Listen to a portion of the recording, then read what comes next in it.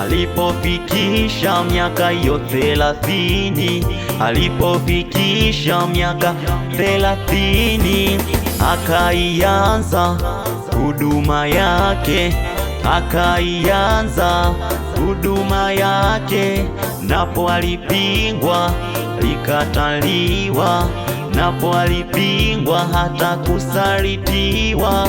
Walomsaliti ni watu wa karibu, waliompinga ni watu wa karibu, waliomdhalau, waliomtukana, waliomtemea hata na yale mate. Alipokwisha kuimaridha, alipokwisha kuimaridha mwanga